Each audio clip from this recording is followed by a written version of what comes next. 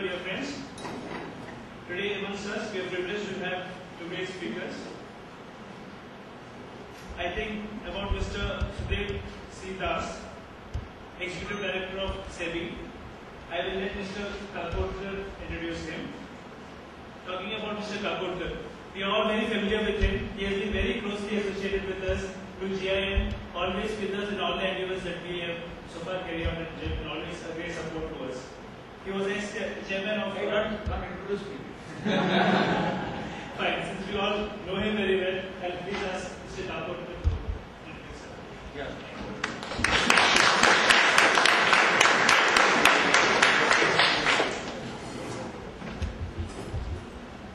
Director of Institute Dilemma, my friend Mr. Sudev Das, Mr. Das, and my dear friends.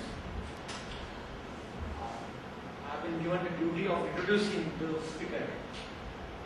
Mr. Sudev Das is my old colleague from the State Bank of India. He is still working, not retired like me, but he is on deputation as Executive Director to the Securities and Exchange Board of India. He is not a banker, he is a regulator now, in a different role. He joined the State Bank of India in 1970 as a probationary officer after doing his MA in economics. And he has taken lots of very important jobs during his career. At present, he is the Executive Director. Before that, he was the Chief General Manager of Bhubaneswar Santo. Chief General Manager means Chief Executive Officer of the state of Orissa, containing about 500 branches and 12,000 employees. Before that, he was General Manager in Chennai, and earlier he was Deputy General Manager Overseas Branch. He had assignments abroad. In Singapore, he was there for 4 years, but he has got a scholastic bent of mind. He has regularly writing in the Times of India. He was not there because he was a branch manager in Andaman and Nicobar. Andaman and Nicobar, you are afraid because in the British days, the prison and the tsunami. But he was there for 3 years, and he wrote on Japanese occupation in the Andaman and Nicobar Island, historical. Then he wrote that he was a branch manager in Darjeeling. He wrote Darjeeling as a tourist destination. Then he was in Singapore for 3-4 years at our branch. He wrote Shopping Obsession of Singaporeans, what we are doing now in Goa. Shopping Obsession. Then in Singapore, he also analyzed their English as spoken in Singapore. And finally, India-Singapore trade relations. My friends, he is like me, always a state banker. We never change like you people. Every 3 years, you disappear. We call ourselves Ek Vachani, like Sri Ram, Ek Patni, Ek Bag. And here is Mr. Das.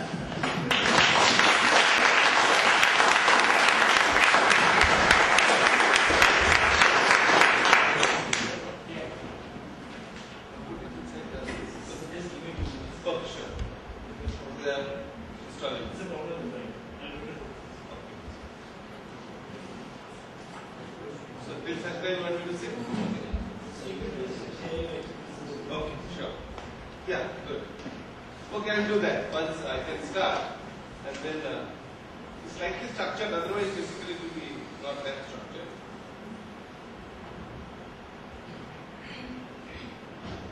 Respected Mr. Kalpotkar, young ladies and gentlemen, Mrs. Das. I didn't include Mrs. Das as young ladies and gentlemen, separately mentioned Mrs. Das.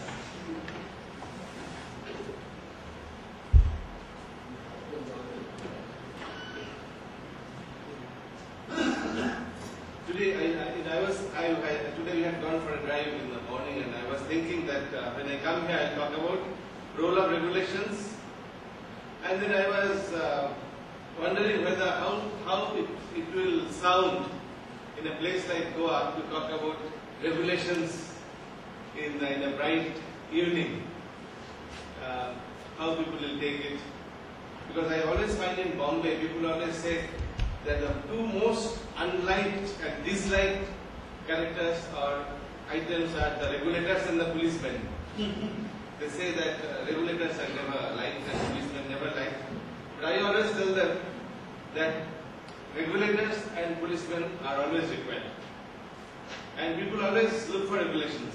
And once you give them the regulations, they criticize the regulations. I have seen that, and I'll give you some very simple examples. Again, going back to Bombay. Bombay, Marine Drive, it's a long stretch of 6 kilometers, beautiful road, and people like to speed on that road. But there are quite a few traffic lights. I have gone with friends.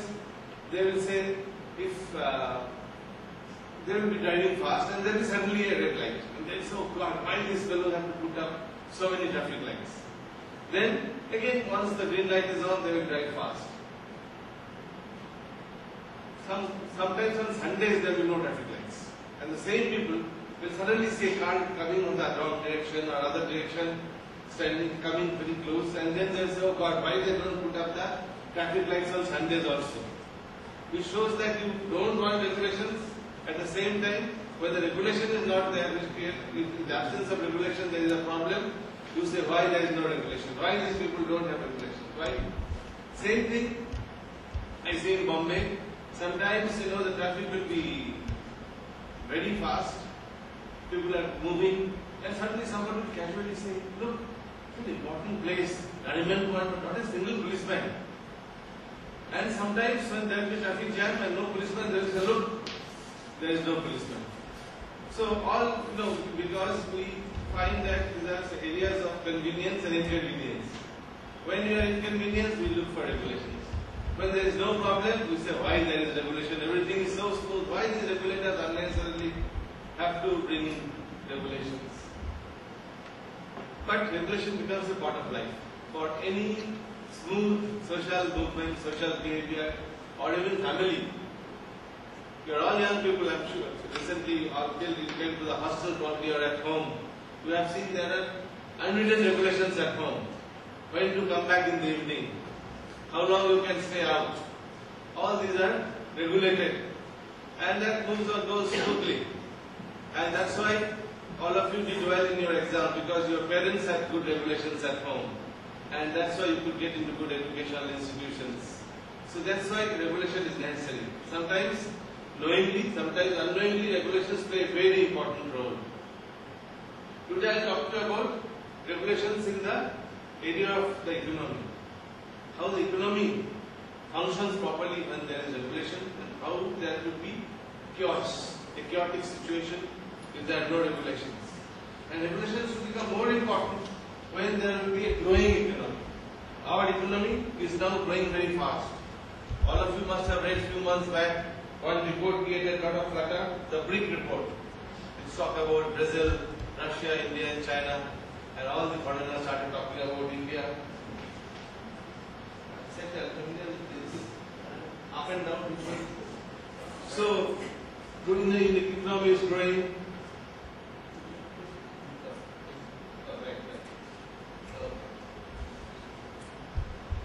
And when the economy grows and grows fast, it becomes very dynamic.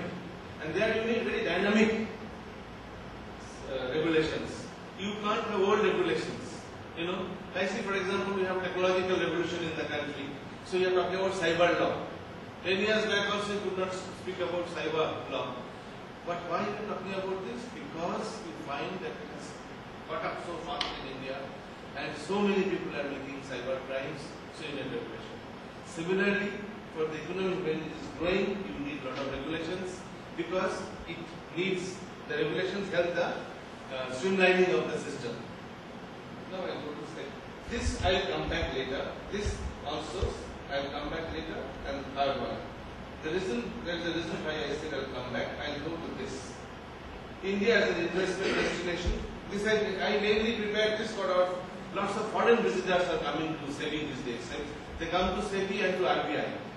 And they all say that what are we going to do about regulations in India, because India is fast changing. It is becoming one of the most important economic destinations, investment destinations in the world. And you'll be surprised that on average every week I meet 4 foreign either delegates or small teams who come and talk about the Indian economy. they ask us about status of regulations. Because why they want us to talk to them about regulations? Because they're putting their money in India, isn't it? So before putting the money, suppose when you will be working after 1 year or so, you will find out which is a good bank, isn't it? You will say, I will put my hard-earned money in this bank, which is a good bank. You want to see the signboard, good bank. Similarly, they also want to know which is a country with a good regulation, where they can put their money. India is growing fast, economy. You can see that it is one of the fastest growing economies. Now we are aiming at a persistently high rate of growth of about 8%. That's our aim. Now we are one of the top 4 Asian investment destinations and rated among top reformers in the world. We still have to go a long way, but a lot of changes have taken place. And to cope with these changes, to cope with this growth, we need to have regulations, isn't it? Now, what is the difference between financial and social regulations? Social regulations control the social behavior. Various social act, marriage act, when a child is born, you have to do the registration, all these things. Financial regulations are basically to grow help the financial system to grow. Financial system, how? Because between financial system aims at accumulation, allocation and deployment of resources. Look at any economy, even from very primitive economy, right? From primitive economy to advanced economy like the United States or Britain or European economies. Regulations are required to allow proper movement of resources so that people can accumulate resources, people can allocate resources and deploy the resources. Unless you deploy resources, you can't have investments, you can't have proper investment in proper areas of development. Then resources have to be allocated properly according to the need, and finally from that we generate more surplus, accumulate wealth, accumulate savings, and then that encourages more investment in the economy. Financial regulations actually regulate the conflicting interest. What is conflicting interest? There will be always conflicting interest, isn't it? In the house, what happens? You young people will like to come back late at home, but mommy will say come back early. That's the conflicting interest. She will say, why? Similarly, in the economy also, some people will try to make quick bucks. They will try to make some money quickly by cheating others, cheating investors, cheating consumers. Some people will put the money in the wrong place. You cannot cheat, but you may put your money in such an odd bad investment that you lose your whole life savings. So all these things need to be regulated. It's a big economy. Lots of players in the economy. All cannot be individually told you don't do this, don't do this, don't do this. Therefore, we will need regulations. But the regulator also needs to know what is the regulation and how he himself is regulated. I will give the example of how I am working, say Securities and Exchange Board of India. If you look at any system, anywhere, there is internal regulation, local regulations, and today global regulation is becoming very important, isn't it? Even 10 years back, we are not talking much about global regulations. Internal regulation is regulation for the regulator itself. What is some regulation? There is a SEBI regulation, SEBI Act, which created SEBI. RBI, Reserve Bank of India Act, creating Reserve Bank, which tells what are the powers of Reserve Bank, which tells what are the powers of SEBI, that is the internal SEBI regulation, SEBI Act. Because SEBI cannot just go and say, look, I have been created and I will do this, I will stop your business, I will not allow you to do this. Then somebody will come and say, you have the power to do so. You have who has authorized you? Under which section, under which act you are asking me to stop business? So, the parliament, the highest authority in the country, gives the power, the SEBI Act or the RBI Act, to create regulations and to create regulations for different players in the economy.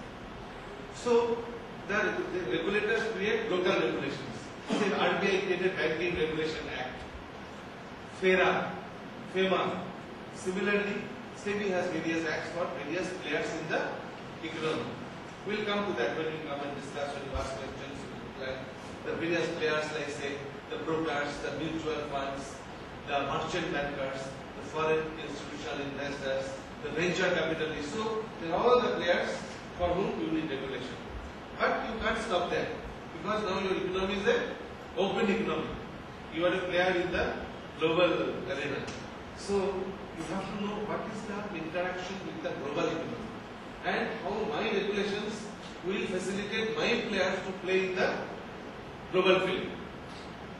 You see, like somebody wants to play abroad, cricket or football or tennis, then Sania Mirza wants to go and play tennis. She has to know what are the rules and regulations. If she is playing Wimbledon, maybe she has to know when, at what time the match starts, when the Wimbledon registration is necessary. Similarly, our players have to know the global regulations now, and global players have to know what is happening. Recently, can you imagine a country like Iceland? I got a delegation. They said India is coming up very fast, and Iceland has a strong point in medicines. So they want to have tie-up with Indian medicine pharmaceutical companies, and they had a long discussion with us because they had very little idea about India. Just as Indians have very little about idea about Iceland. I told them that I know you have a lot of volcanoes. Then the man said, no, but you must know that we are the third richest country in Europe, Iceland. And we are shortly opening an embassy in New Delhi, and we want to have investment in India. So now we have to change our regulations to match, see that our companies, our entities can invest there, and foreigners, especially when they come, how they will invest, what they have to do for investment, what are the restrictions, what are the plus points, like that. So we have three tiers: internal regulation, local regulation, and finally global regulation. But what is broadly the function? We have said that they allocate resources and all.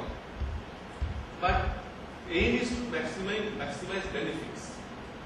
Today you must have seen one advertisement in some of the newspapers by National Stock Exchange saying that the stock market is booming. What are the things, do's and don'ts for you? Because the stock market wants that the investors don't lose their money, or they get the maximum benefit out of the investment they have made. Then it also has to, regulation has to contain risk. Every activity has risk. When you are driving a car, is there any risk? No. There is risk. There is risk. No. So there are certain regulations. You can't suddenly take a right turn without signaling. You can't suddenly stop without showing your hand and all. Similarly, there is systemic risk containment. We have to say that when you are driving the economy very fast, which are the points to remember. Secondly, enhancing systemic efficiency and protection against malpractices. Everywhere there will be malpractices. There is a human nature. They will always try to make somebody will try to make some gain illegally and unlawfully. That has to be curbed, if not totally stopped. It is very difficult to totally stop this. That's why you got reading in newspaper that some scam has taken place. Because always the people who create some scams and all, they try to go ahead of the legal system. They find out flaws. And therefore the legal system always has to find out how to prevent the loopholes, how to check the loopholes, and how to create regulations which will minimize or restrict such people to take such steps. Again, there are risks. You must be all reading about risk management these days. We talk a lot about the risk management in banks and other institutions. There are three types we have broadly said in the securities market: systemic risk, market risk, operational risk. Basically, there is always a systemic risk. You have to see that your regulations are such that the various entities which play in the market, like FIIs, merchant bankers, venture capitalists, then mutual funds, brokers, they have the systems which you lay down are properly followed. They don't skip any system or any step in the system so that they take advantage by skipping certain steps. Like you must be knowing that nowadays you talk a lot about know your customer, KYC. This is a concept. Now suppose as a banker or as a mutual fund, I don't take KYC. I invite you to open account, you open that invest in mutual fund, but I don't write down your details. As a result, you find that lots of people who are not entitled to open accounts. Or we have read about the recently demat scams in the newspaper. A lot of people didn't follow KYC norms. Similarly, there are risks in the market. Market risk, investments, and what sort of investments will come, from which sources. You have heard about FERA. At one time it was called Foreign Exchange Regulation Act. Then it was changed to FEMA because our market was opening up. It is no longer regulation but management. India has huge now reserves, nearly 175 billion. What is the reserve now? About 175 or 179 billion US dollars. We found that there is no need for restriction but need for management. So RBI came out with FEMA. Similarly, we find that a lot of foreign players are coming.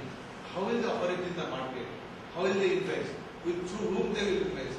They can't sit in USA and invest. So we are going to make a rule in the market. You have to invest through your custodians.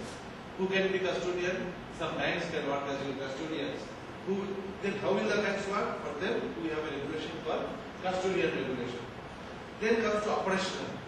Day-to-day operations also we have to see how they operate. Do they have compliance people? Many of you will see when you come to the market for jobs, they will invite you job as compliance officers. Why the compliance officer has to see that the operations go smoothly, the guidelines are followed, the regulations are followed properly, and there is no market manipulation, no market mischief and misdeed. So this is also a part of the regulation. But what drives regulations? It's not always that you simply make regulations, but there is a cause, dynamic relationship. There are certain major factors. We had certain regulations which were there for a long time. We were very happy with our existing regulations. India is having a growth rate of 3.5% for a long time, which many people call the Hindu growth rate at one time. And they said, with this growth rate, Foreign Exchange Regulation Act, FERA, this, that will do.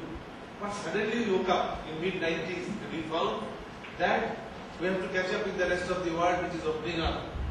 Technological changes and innovations have come in India.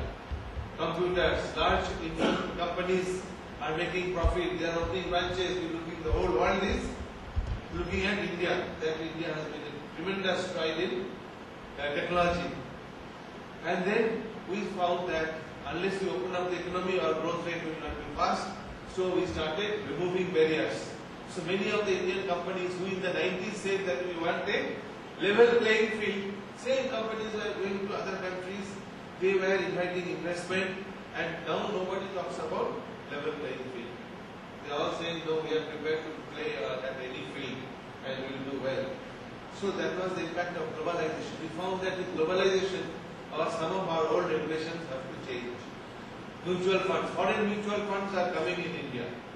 When we opened, in fact I can tell you here, Mr. Kakurka is sitting, he is a pioneer in mutual fund in India. Sir, when you started, probably there was no foreign player. But now, every month I am getting representatives from foreign mutual funds to open mutual funds in India. Last 1 year, I have given license to Fidelity, which is of the largest mutual fund in the world. They came to open in India. Then ABN AMRO mutual fund came. Then recently, Temasek, which is the largest investment body in Singapore, they have opened after planning that. We have given them the license. Now, when such things happen, can you rely totally on the existing regulation? You cannot. Because they have different ideas. They will come and operate. They will have joint ventures with you. So you have to create new regulations. Then consumer and investor expectation. It's not that only globalization and technology will drive regulation. Third is your own consumers and investors. Investors have undergone a change also in India. Consumers have changed. Like when we are young, like you, we knew that there are very limited products in the country. There will be two cars, Ambassador and Fiat. There will be a very few companies selling shirts or say shaving creams, aftershave lotion, all few, one or two brands. But today, you go and you find so many varieties in the market, so many shops, so many sales going on, everything, so many brands of new cars coming. So investors and consumers' expectation goes up. Similarly, investors or who knew a few mutual funds now are seeing foreign mutual funds coming. So their expectation goes up. Okay, earlier mutual funds were giving me only 6% return, 8% return. I want 15% return, I want 20% return. But when the expectation goes up, the players also try to keep up to the expectation, and sometimes in their effort to increase the expectation, they may take some steps. It may not be correct, ultimately correct, or ultimately right for the long-term interest of the investor. So, consumer and investor expectation grows up, and then the regulator has to see how best I can cope with this new expectation. Because I have to see that the economy, and they are the players also, they will be also working in the economy, no? So it is a cyclical situation. There the regulator has to step in.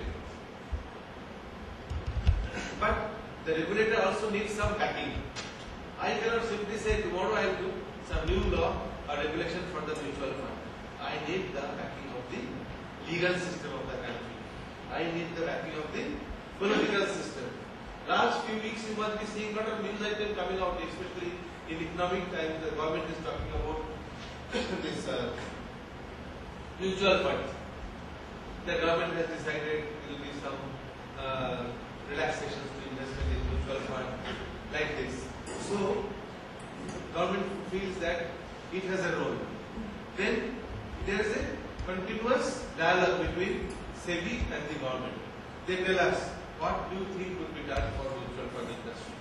We talk to the industry. Now the situation has changed. We always take into account to finance the industry. Mutual fund industry, for example, they have an apex body called AMFI. I can again add that just in front of you is the father of AMFI sitting here, Mr. Kapotkar, created AMFI, the Association of Mutual Funds in India. Now this is the spokesman for the industry as a whole. Mutual fund industry, you must have seen lots of advertisements come out these days. Follow-on offerings, and they come out with new schemes, blue chip scheme, this scheme, that scheme, all sorts of names, tiger scheme. Somebody has come out with lion scheme. So all these schemes come out, but we need a system, legal system, a political system, and legal system backing. The parliament must know what is happening. The legal system will say, okay, go ahead, this is your law. So all continuously we are interacting with the law ministry, with the Ministry of Company Affairs, with the Ministry of Finance, and as I mentioned, say for example, AMFI. Similarly, there is called AMBI, this Association of Merchant Bankers in India. So they come to us with their suggestion. They say, look, business is growing, complications are increasing. Can you think of certain regulations, certain rules which will improve our functioning? So we work out some rules and regulations, and then we put it up in the website. See, just now we talked to you about technological change. 10 years back, we could never think of putting up future regulations on the website. Today, the regulators put future regulations in the website, and we invite comments from the public. Sometimes comments don't come initially, then we again request the merchant bankers, the CII, then FICCI, and we tell them, look, we are going to bring about some changes. Don't tell us afterwards that these are the shortcomings in our regulations. Then they wake up, they give their views. We study those things, and finally we see what are the pros and cons, and then we draft the regulation. There is a long run process. We go to the board, then if necessary go to the ministry, and if necessary, if we have to change the act, we have to go to the parliament. Similarly, resources to carry out duties and regulatory implementations. Regulator also needs resources to pay for the salary of the people who are working for the organization. Also, pay for other innovative work. So, both things are necessary. You need resources, you need political backing, and a good legal system. You will be surprised, even now, foreign investors come to us, foreign companies come, and when I ask them, why are you coming, so many are coming these days, what is happening to China? They said, yes, China definitely very good as a direct investment, but you have a very good legal system. And we are very comfortable to work as a joint sector here because your legal system is good and our legal people can very easily and freely interact with your people, your legal people. So that is also very important. cost of financial regulations is also important. You cannot simply say, we have a huge organization, so many people will be there to implement the regulations, because cost is involved. You can't have policemen on all corners, isn't it? The government cannot afford so many policemen. Similarly, SEBI cannot have so many people to go to all mutual funds, to all merchant bankers, to all brokers, to all foreign institutional investors to see whether complying with the regulation. Then your cost of regulation will be very high. And you have to see that the cost of regulation is the minimum. In fact, last year I had gone to attend a seminar at London organized by the Financial Services Authority of England. It was the major theme was cost of regulation. They say it's very easy to say what is FSA doing, what is the regulator doing in USA, what is the regulator doing in India, why can't they catch this? You can't keep lots and lots of thousands of people just to fight them this thing, because cost of regulation must be less than the cost of market failure and malpractices. You can't maintain an army of regulators to catch the thieves. Rather, you should be more vigilant.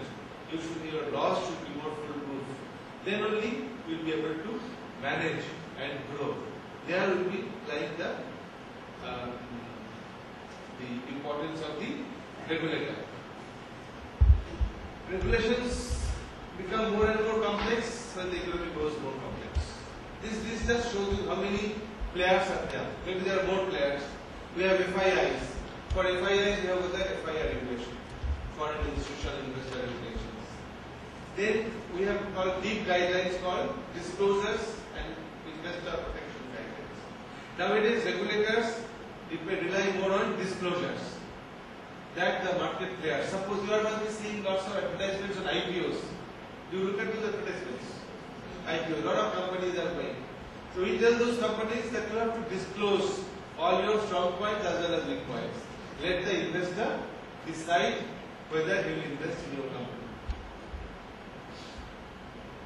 The other day, some aviation company people came and met me. I jokingly told them, you have to also disclose how many times your flights were cancelled. So the investor must know before investing in your company. So these are disclosure based, and the guidelines are called deep guidelines in short. All the merchant bankers following line by line, word by word, because they know that any deviation may create problem in the market. Similarly, we had mutual fund regulations, detailed regulation. When can a mutual fund apply? What is the regulation? How a trustee will be formed? What will be the responsibility of the trustees? You know, the trustees are called the first line regulators. They are the people who regulate the industry. We have the second line regulators as SEBI. So what is the role of the trustees? Then portfolio managers. Portfolio managers manage the portfolio of rich people, not like people like us. Very rich people who will be giving say a few crores to manage. Discretion, non-discretion, all these will have to be looked at it. Then venture capital. Now is a new thing, lot of foreign venture capital coming. So you have to have regulation in place. Then takeover code. You know, as an economy grows, there will be more takeovers, mergers, acquisitions. And now, gradually we are finding that our regulations have to do a lot of things. Because foreign companies are looking at Indian companies. And even now, Indians are looking at foreign companies. You must have seen some steel magnate buying foreign steel companies, isn't it? So it's reverse role, the buyback of securities. Merchant bankers, who leading merchant bankers, JSP Federal, J. Morgan Stanley, they will also have to follow certain rules and regulations. So you have the financial regulations for them. Then brokers and sub-brokers. There are thousands of brokers. So you have regulations for the brokers that you can sell like this, you can buy like this, you can within so 3 days you have to settle. It's called T+2. Within 2 days the settlement process will be completed. Then you have rules regarding insider trading. So that if you know something about the company, you are privy to certain information, you cannot simply do some transactions to make your personal gains. If SEBI comes to know about it, then you will be pulled up. There will be legal process taken against him. I'll just give you a short tutorial presentation about why we need regulations. And look at this. This is foreign institutional investors. Even 3 or 4 years back, most of the investment came from two countries, United States and United Kingdom. Today also they continue to be the major destinations from major centers from where the money is coming. But amazingly, every week, or I will say every month, new investors, countries are coming. Last month, for the first time, investment came from Malaysia. Pension fund, which even in India we have not opened now. Malaysian pension fund coming and investing in India. Singapore, which you know is a very strict so far as compliance is concerned. Singapore is coming to India for investment. Hong Kong, Canada, Australia, Switzerland, Mauritius. Mauritius, you may say, yeah, there are people of Indian origin. What about Netherlands, Ireland, France, Denmark, Italy? I have not added Iceland. Now 3 investors too have shown interest, and from Norway already 3 investors have come, which we have not shown because very small even today. So now when your economy is opening up so much, you cannot sit back with your old set of ideas, old set of regulatory views. You have to change very fast. That's why you need very dynamic regulator in a dynamic economy, who will be always watching the economy, change the, wherever there is a need, quickly you will have to change and frame the regulations. And if your regulations are weak, all these people will slowly go back. You know, investment, money is like water, flows wherever it goes, finds a way. Whatever good way it will go. Unless our regulations are good, they will go away. Now before that, I will go back to the other things. And I started with this, just the headline, you don't have to see. SEBI scraps margin managers discretion. Then system failure or careful manipulation. And SEBI does a Santa for the market. Why these 3 items? One shows that there are some system failure about the IPOs, when after the IPOs are open. So there is a need for some systemic changes in the either there is some market manipulation or there are certain gaps people took advantage. Then SEBI does a Santa for the market. Why are given? On 30th December, we came out with a number of changes. Rating of IPOs. Investors will have the opportunity to get IPOs rated. They will know that 3 major IPO rating agencies have rated IPOs. So they will get some comfort out of it. We are not making it compulsory. We are saying, look, anyone can go for it and he can give some comfort to the investor. Then we say that electronic clearing system. People apply for IPOs and they wait for a long time. If they don't get the full allotment, they will get back their money. But now we have made it electronic clearing system. Like checks are cleared, even refunds will be paid immediately through this electronic clearing system. Then we say other things also, that certain discretions will be given so that people can do it fast and all. So why I am giving it? That all these we did because there was a need in the market. We always say there is a felt need of customers. Like manufacturers feel there is need for certain goods. The regulator has also have to feel what the market needs. What are the inadequacies in the market?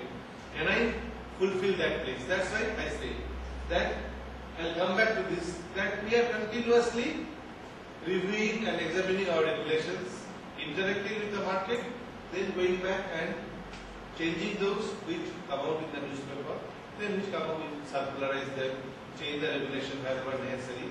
So this is how the whole process works.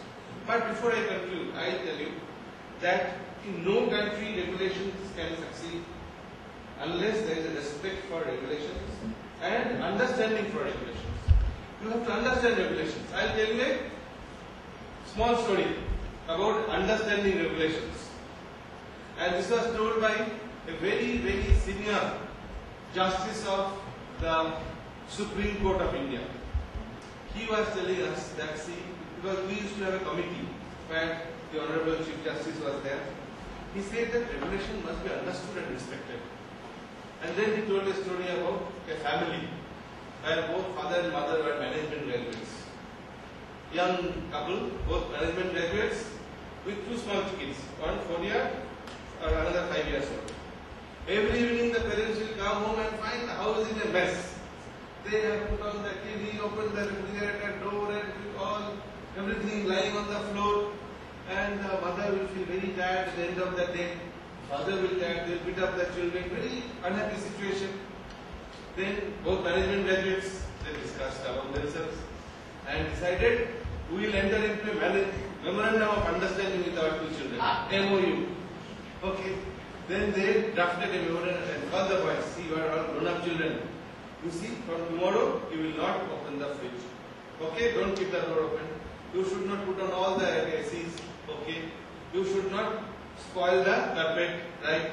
And they signed with the children. And both the sons were very happy. The parents are treating us as adults. They have signed, we have signed. Memorandum of understanding. Then next day the father and mother are very happy. They are coming home driving and saying, today we go home peaceful, absolutely clean house.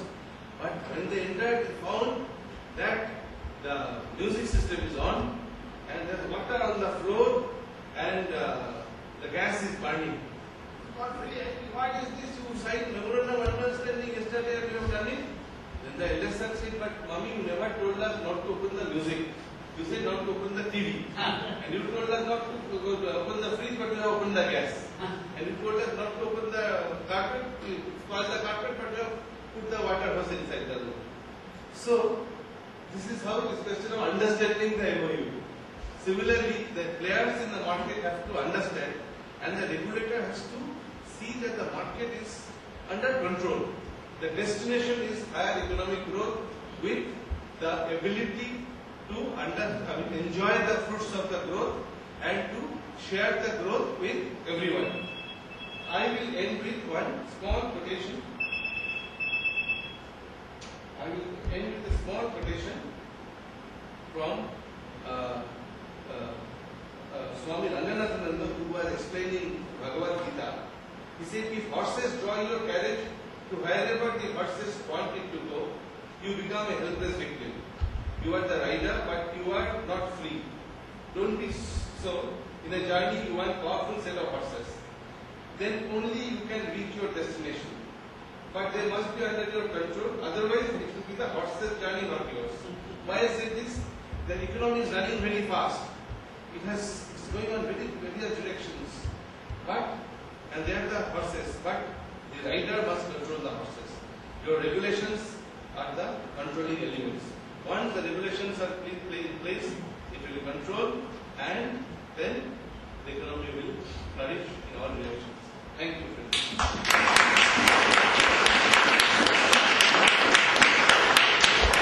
Now, gentlemen, ladies and gentlemen, you can ask any questions.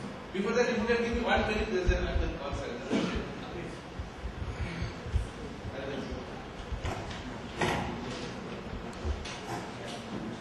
And please shoot your questions. Yes.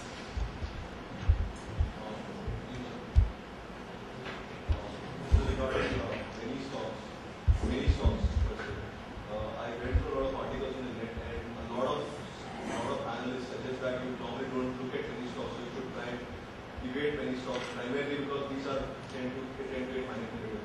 But if you see any investor today, he wants to enter the market, he wants to buy a share like Infosys, which is cost something around 2,500. And a penny stock is available for 25 rupees and 50 rupees.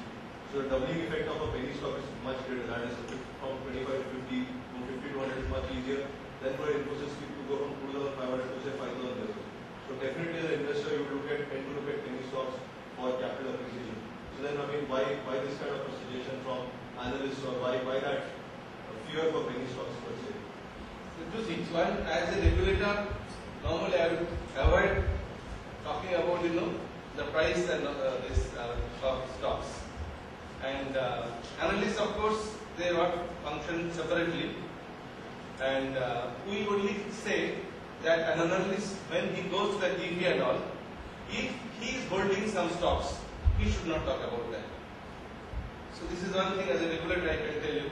We normally will not like to discuss in any public place about the pricing and why somebody should buy this and not. But analysts are told strictly that they are not going to talk about any stock in which they are holding. This one. But I can just tell you that, this is a question of perception. in a growing economy or where the market is going, sometimes perceptions are like that. That's why I told you that there's an advertisement today saying that the investors do's and don'ts. So they have to take a call, understanding the company, its inherent strength. They must see the balance sheet of the company. I for myself will not normally like to buy if I see the balance sheet is not very good. Insider trading. Insider trading, yes. Insider trading rarely stops. Some financial experts say that if you allow insider trading to happen, it will get the true picture, true price of the share more quickly to the market. Because you actually can't completely control insider trading. Can you think SEBI can completely control? No, you see, it's not possible. No, you cannot. As I told you, that you can't put policemen everywhere.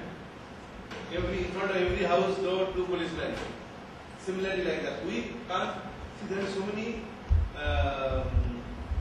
fund managers who will be investing, who will be privy to information. So many directors who will be privy to information that today this company is going to.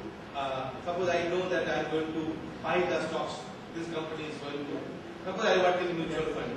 I come to know as a fund manager that tomorrow I buy so many shares of company A, and therefore prices will go up. Okay, and I am holding today. I am thinking I sell off those shares, but today I hold, and once the price goes, I release. So you cannot do, but you just give the guidelines. These are the guidelines which normally in an industry people are expected to follow. But if the investigation comes to know or find out that this is a person who got a putting and is holding, but I can tell you one thing: it is very difficult to prove insider trading. Even if you go to the US Securities Exchange website and all, you will find that it is. Sorry. Experts say that we should allow insider trading to happen. The true picture of the share, but even the Experts don't operate in the market. That's the problem. This question is related to mutual fund industry. At present, amortization of advertisement expense is not done in the first 2 years. It is done after that.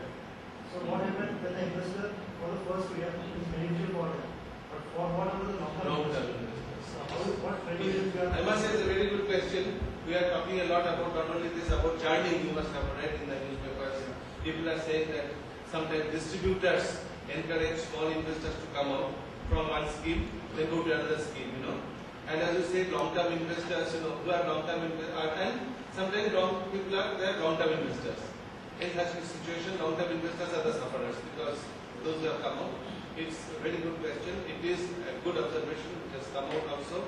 And I can tell you that SEBI, along with AMFI, are working on this. We feel that there are scope to further. Sir, there was one article in the Economic Times in connection with the Finance Ministry of India. SEBI has given some approval, but exactly I didn't get what the connection is. What exactly the SEBI is trying to come up with? Can you just say about one part area? Because last 3-4 days, quite a few items came out. On this journey. Yeah, because see, we saw the news item. We don't know from where they got it because the news source was in Delhi. Because normally the ministry do not at early stage talk to us on these issues. We have regular interaction. Ministry officials come and we talk to them, and maybe some sort of discussion somebody has referred.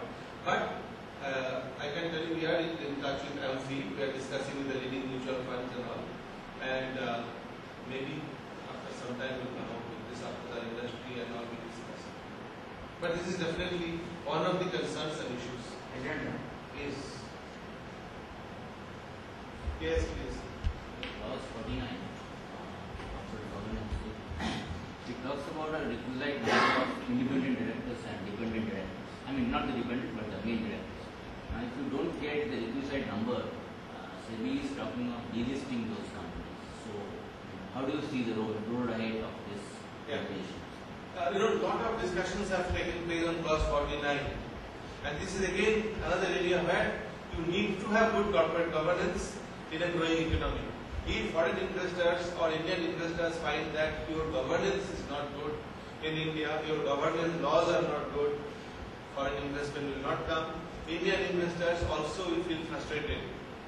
And this is one of the reasons why we have gone for strict implementation of clause 49. You must have read in newspapers that a lot of rumors were there that there will not be enough independent directors in the economy. But one gentleman, private gentleman, he has put up a website from Delhi, and lots of people have registered, and he has made an analysis. They are all, majority of them are chartered accountants, management graduates, retired senior executives, and hopefully there will be no dearth of people. For the lack of qualification, there will be no dearth of independent directors. It has been implemented, clause 49. Sir, only independent, and most of the companies we are getting because the reporting will be done to the stock exchanges, NSE and BSE. They will let us know officially, but in course of last 1 month we have got that many of the major companies have taken right steps to do it, and many companies are doing. And it is happened. See, when Sarbanes-Oxley came, in USA also people are wondering. Now everybody has become interested. Insurance companies are insuring independent directors. Yeah. All these things are going to happen in India also in due course. Supplementary to these views, Yeah. I think I recently heard that in many B schools, at the time of recruitment, especially for fund managers or equity research analysts, the companies are preferring a candidate who has got more networking capabilities than the financial modeling developments and all.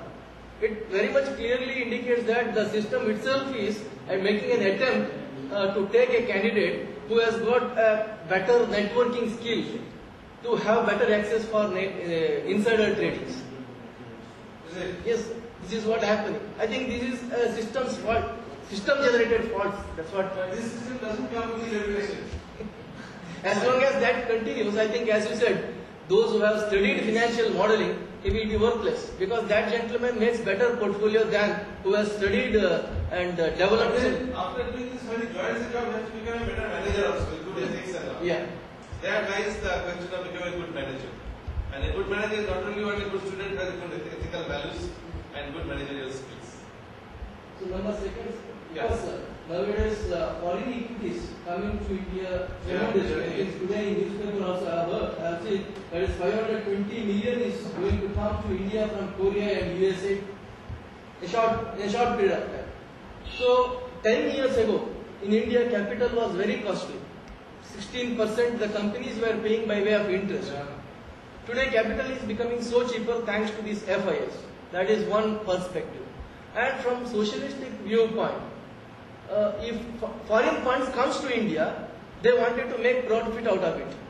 All funds, even Indian funds. Any fund, make profit. any funds. Yes. But in stock market, one you can observe, if I wanted to make profit, you must be the loser. Another one must be the loser.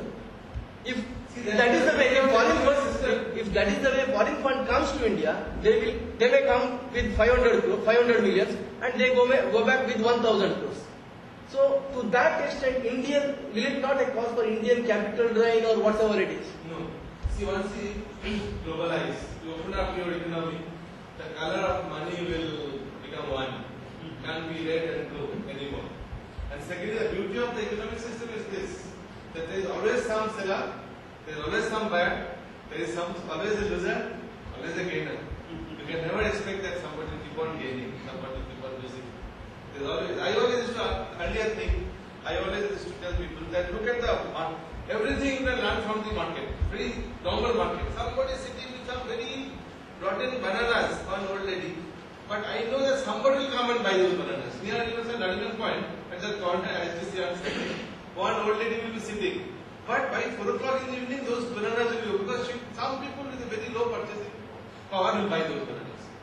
So this is the beauty of the free economy which Adam Smith had said the invisible hands. With regards to the banks, as per the recent reports, the demand for credit has been far exceeding the supply which banks can do. So obviously with the growing economy, this capital needs to come from the financial markets. So what role do you feel that SEBI would be acquiring, or what changes in the regulations SEBI would be doing just to further strengthen the financial markets?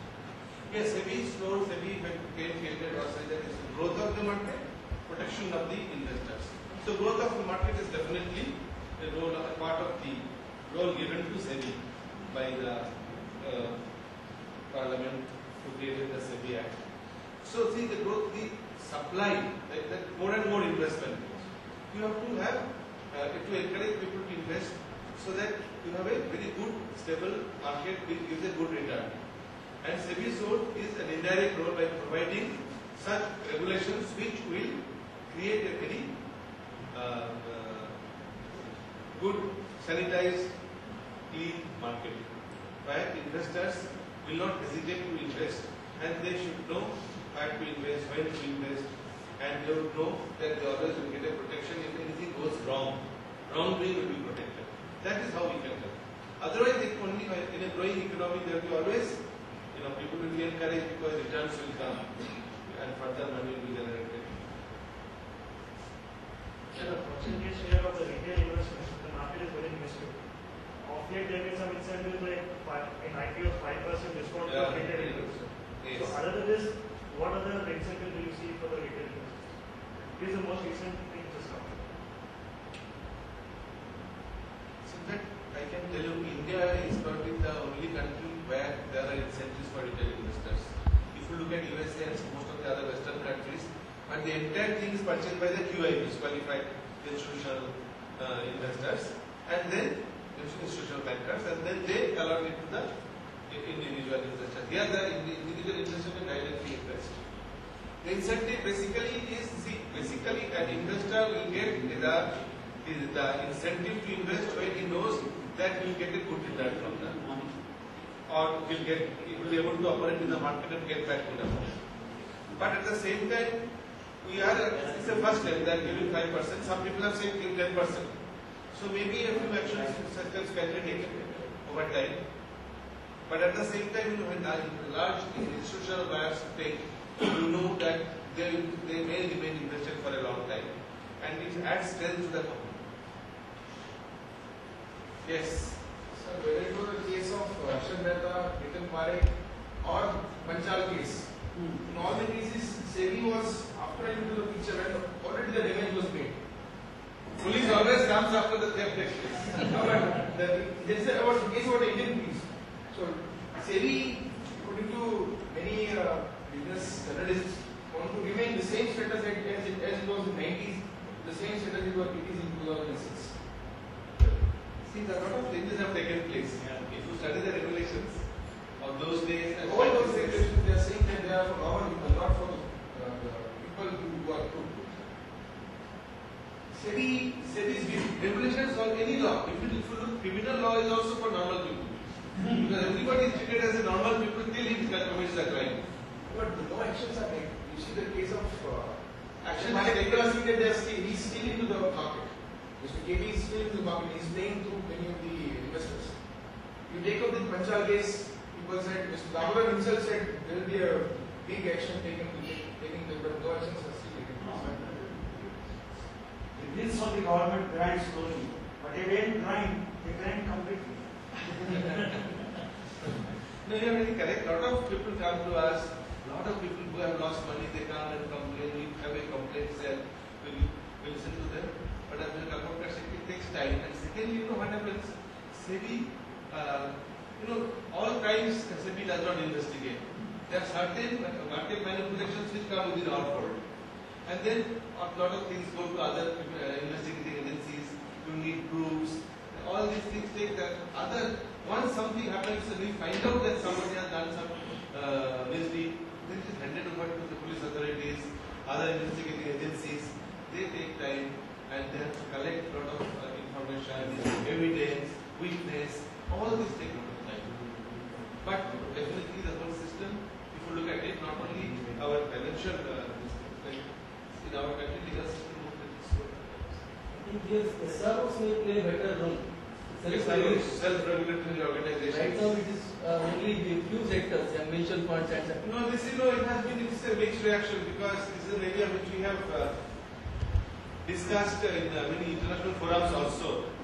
There have been some other countries who have tried SROs, but most cases it has not really worked. Even in England, I think SRO has not worked.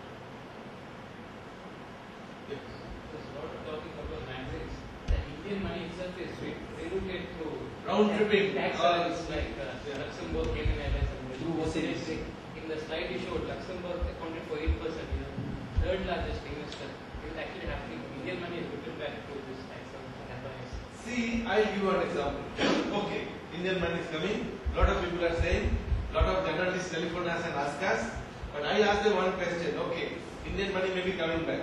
First of all, as I said, money has no color. It's very difficult for when it comes from foreign countries. But look at the new investments we are getting. We have got CalPERS, which is the lot. Do you think CalPERS is putting in Indian money to India? We are getting Washington University 8 billion corpus coming to India. Now almost all US states, they are sending money in Indian pension fund. Detroit Fire Brigade, latest has come. Can you imagine? There's much trust they are putting on the Indian economy. I always say, China's President Zheng Biao, who opened up the economy, he was asked the same question. He said a lot of misdeeds will take place. Like, round tripping of journalists say, Indian money will come back. He was told, we are opening up China. What will happen? A lot of wrong things will happen. He said, when you open the window, along with fresh air, some mosquitoes also will come. So my answer to your question is this.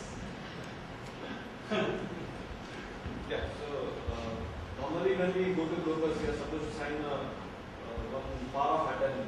So nowadays there was news regarding Indiabulls and State Bank. They are using this power of attorney for trading by their own, and they are earning profits on that. So how does SEBI controlling these brokers? Brokers? First of all, I as an employee of SEBI, I cannot buy and sell shares. So I have never personally handled the firm, but you can give me the details afterward. I can check up with some brokers and all, because there are certain nitty-gritties which we don't deal every day. And you can tell this.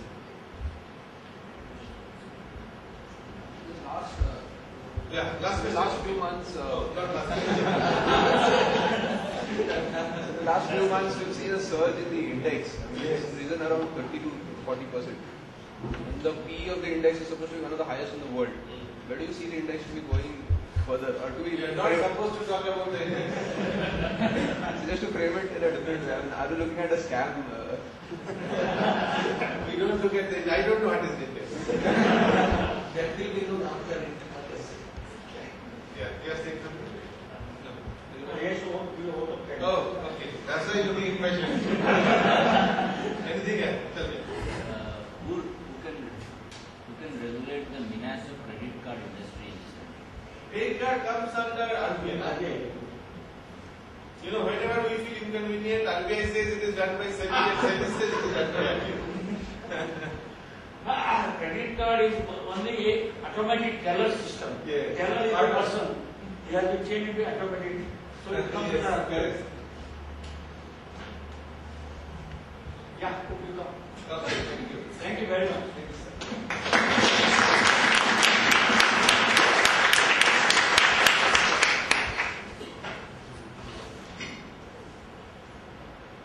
Today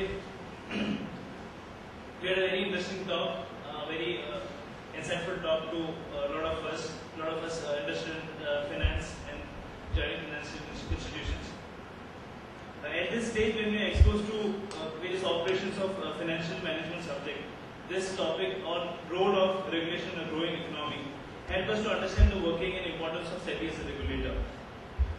And also the enlightening Q&A session that we had here added to all of our learnings.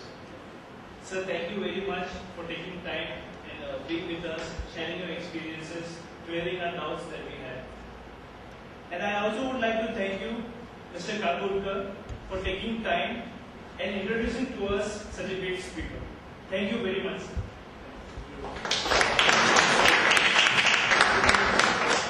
What is this? You are supposed to ask what is it?